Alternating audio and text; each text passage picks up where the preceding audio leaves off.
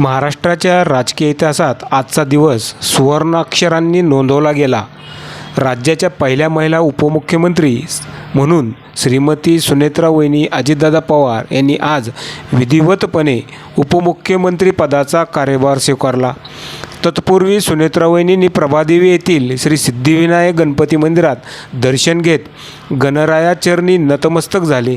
सिद्धिविनायकाचे मनोभावे दर्शन घेतले, पूजा केली. लोककल्याणाचे विकासाचे कार्य निरंतर पुढे हाकण्यासाठी बळ दे अशी प्रार्थना केली.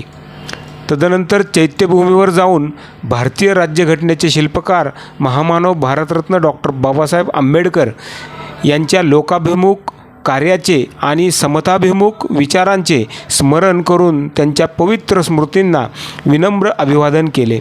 उपमुख्यमंत्री पदाचा पदभार स्वीकारल्यानंतर मंत्रालयातील दादांच्या कॅबिनमध्ये प्रतिमेला अभिवादन करताना उपमुख्यमंत्री श्रीमती सुनेत्रा अजितदादा पवार भावूक झाल्या होत्या. पार्थ पवारही भावनाविवश झाले होते. पदाधिकाऱ्यांच्या डोळ्यातही पाणी तरळले होते. या ऐतिहासिक प्रसंगी श्रीमती सुनेत्रावहिनी पवार यांनी महाराष्ट्राच्या जनतेप्रती कृतज्ञता व्यक्त करत सर्वसामान्य नागरिक, महिला, शेतकरी, युवक आणि वंचित घटकांच्या सर्वांगीण विकासासाठी कटिबद्ध राहणार निर्धार व्यक्त केला. राज्याच्या प्रगतीसाठी पारदर्शक, संवेदनशील आणि लोकाभिमुख प्रशासन देण्याचे त्यांनी आश्वासन दिले. कार्यभार स्वीकारताना उपस्थित मान्यवर, वरिष्ठ अधिकारी, पक्षाचे पदाधिकारी आणि कार्यकर्त्यांनी त्यांचे अभिनंदन केले.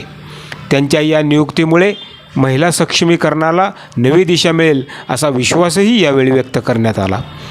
दादांची कार्यशैली, निर्णय क्षमता आणि लोकांशी असलेले आत्मीय नाते हेच बळ घेऊन मी पुढील वाटचाल करणार आहे.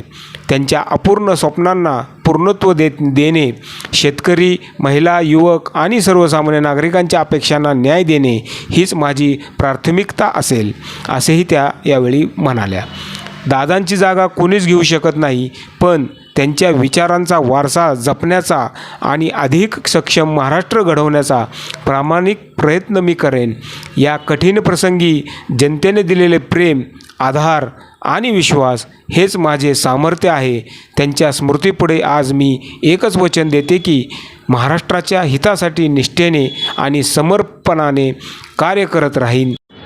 मंत्रालय विस्तार इमारतीच्या तळमजल्यावरील प्रवेशद्वार येथे जिजाऊ माँसाहेब यांना, तर मंत्रालय मुख्य इमारतीच्या तळमजल्यावरील नवीन प्रवेशद्वार येथे छत्रपती शिवाजी महाराज, डॉक्टर बाबासाहेब आंबेडकर, महात्मा ज्योतिबा फुले, सावित्रीबाई फुले यांच्या प्रतिमेस अभिवादन करण्यात आले.